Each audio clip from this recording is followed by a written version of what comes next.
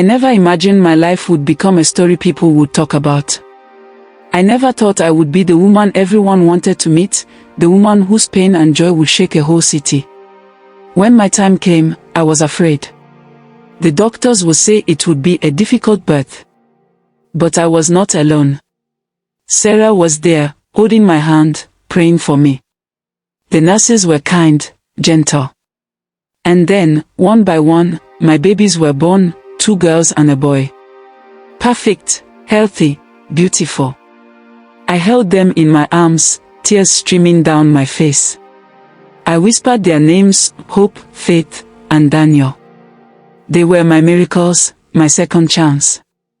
After the birth of my triplets, everything changed. The hospital was flooded with people, journalists, bloggers, church groups, even politicians. They all wanted to see the miracle mother. My phone rang day and night.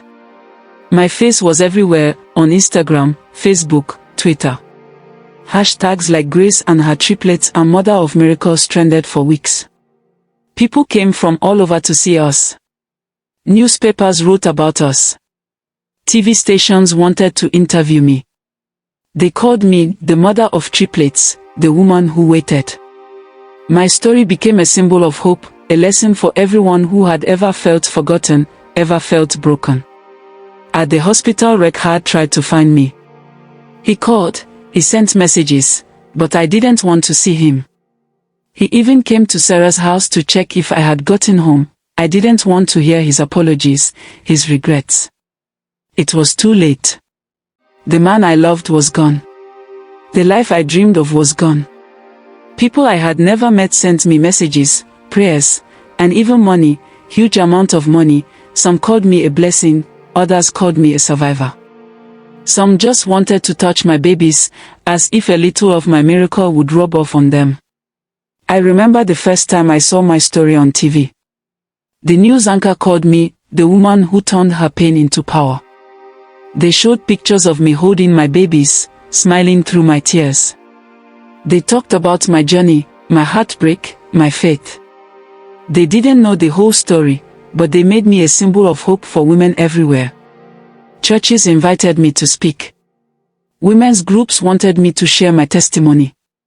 Even the governor's wife sent me a letter, congratulating me and offering to sponsor my children's education. It was overwhelming. Sometimes, I felt like I was living someone else's life. Finally, we were discharged. It was time to go home with my babies. Then came again Richard, on his knees begging for forgiveness, begging to see his babies. But I didn't give him a chance. I asked the security guards to send him away. It was a difficult decision for me. I felt not allowing my baby's father to meet them was unfair to them. Though sometimes I forget my pains and heartbreak for a moment, especially when I'm with my babies, but sometimes I still remember, I was still healing. I was still learning how to be a mother, how to trust again, how to forgive.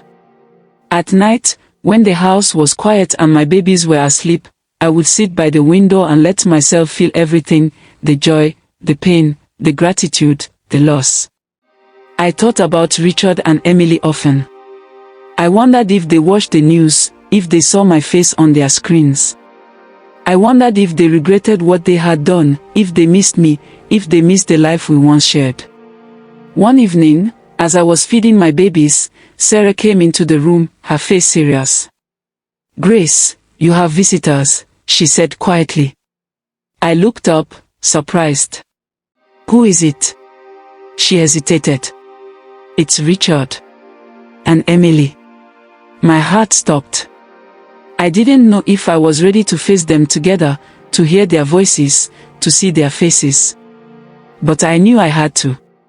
I owed it to myself, to my children, to the woman I had become, and the mother I am becoming. I walked into the sitting room, with confidence and pride of becoming a mother that they mocked me for. Richard stood by the window, looking older, thinner, his eyes full of regret. Emily sat on the edge of the sofa, her hands twisted in her lap, her face pale and drawn. For a moment, no one spoke. The silence was heavy, full of things we could never say. Richard was the first to speak. His voice was rough, broken. Grace, I'm sorry. I know I don't deserve your forgiveness. I know I hurt you in ways I can never take back. But I need you to know, I regret everything. Every single thing. He looked at the floor, his shoulders shaking. I thought having a child would make me happy. I thought I could replace what we lost. But I was wrong. I lost you. I lost myself. I lost everything that mattered. Emily looked up, tears streaming down her face. Grace, I'm so sorry. I was selfish. I was jealous. I wanted what you had, but I didn't understand the pain you were carrying. I ruined everything. I ruined our family. I ruined myself. She covered her face with her hands, sobbing. I can't sleep at night. I see your face everywhere. I see your babies on TV, and I know I don't deserve to be called your sister. I'm so sorry, Grace. Please, forgive me. I stood there, holding my babies, feeling the weight of their words. I saw the pain in their eyes, the regret in their voices. I saw the emptiness that had taken root in their hearts. For a long time, I said nothing. I just looked at them, remembering the love we once shared, the dreams we once had, the family we once were. Finally, I spoke. My voice was soft, but strong. I told him, you broke me, Richard. But I found myself again. I found my strength. I found my joy. My children and I are happy. I wish you peace, but I cannot go back. I forgive you. Not because you deserve it, but because I need to be free. I need to move on. I need to be the mother my children deserve. Richard nodded, tears streaming down his face. Thank you, Grace. Thank you. Emily sobbed harder, her shoulders shaking. Thank you, Grace. I'm so sorry. I looked at them, and for the first time, I felt peace. I knew I could never go back. I knew I could never be the woman I was before. But I was free. I was whole. They left quietly, their heads bowed, their hearts heavy with regret. I watched them go, feeling a strange mix of sadness and relief. I knew their pain would never leave them. I knew they would carry the weight of their choices for the rest of their lives. Then, the truth came out. When it was time for Emily to give birth, the doctors ran some tests. The baby was not Richard's. She had been pregnant before she came to our house. Richard was furious. He shouted, he broke things, he threw Emily out. The same way he threw me out.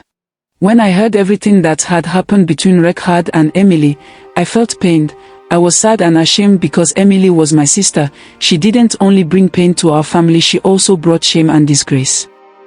I had to reach out to her. I called her on phone and quarreled with her and asked her, why? She was crying and begging for forgiveness and also said that the boy responsible for her pregnancy was just a graduate with no job, he had nothing, he was just living in one room self-contained. But when she came to my house she realized she wanted more in life, she didn't want to settle for less. But she never knew her desires would destroy everything. She was sobbing and asking for my help.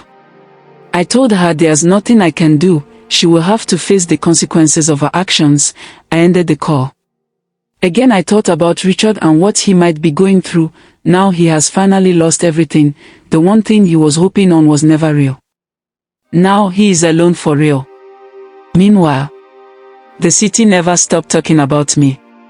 Every time I went to the market, people stopped me, wanting to take pictures, wanting to touch my children, wanting to hear my story. Social media was full of my face, my babies, my miracle. People sent me messages from all over the world, women who had lost hope, men who had made mistakes, families who had been broken and healed. Later, Sarah called my attention to something strange. We noticed Richard would come to our estate. He will hide behind a small tree close to our house and peep through our apartment, probably trying to see his babies and thinking about us, but he wouldn't come closer because of shame and regrets. The city and the internet never stopped talking about us. Some days, it was too much. Some days, I wanted to hide, to be just Grace, not mother of triplets, not the woman who waited. But then I would look at my children, at their tiny hands, their bright eyes, their innocent smiles, and I would remember why I kept going. It's because of them. I started a foundation for women who were struggling with infertility, for women who had been abandoned, for women who had lost hope. I wanted to use my story to help others, to show them that pain can become power, that loss can become love, that darkness can become light. People supported the foundation, some gave huge money, materials, office spaces, and someone gave my babies a duplex in Banana Island in Lagos. My babies grew strong and healthy.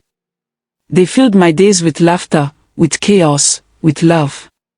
Every milestone was a miracle, every smile, every step, every word. I was there for all of it. I was present. I was grateful. And soon we moved to our new mansion in Banana Island.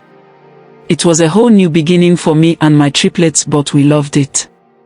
But sometimes, late at night, when the city was quiet and my children were asleep, I would think about Richard and Emily. I would wonder where they were, what they were doing, if they had found peace. I knew their pain was deep. I knew their regret was heavy. I knew they would never forget what they had both lost. I didn't hate them. I didn't wish them harm. I just hoped they would find healing, the way I had. I hoped they would learn to forgive themselves, the way I had learned to forgive them. If you are listening to me, if you are carrying pain, regret, or loss, please remember this: you are not alone. You are stronger than you think. You can survive anything. You can turn your pain into power, your loss into love, your darkness into light. My name is Grace. I am a mother. I am a survivor. I am a woman who waited, who hoped, who believed. And I am here to tell you, miracles do happen. Even in the darkest night, the sun will rise again. Thank you for listening to my story. Thank you for believing in hope. Shalom.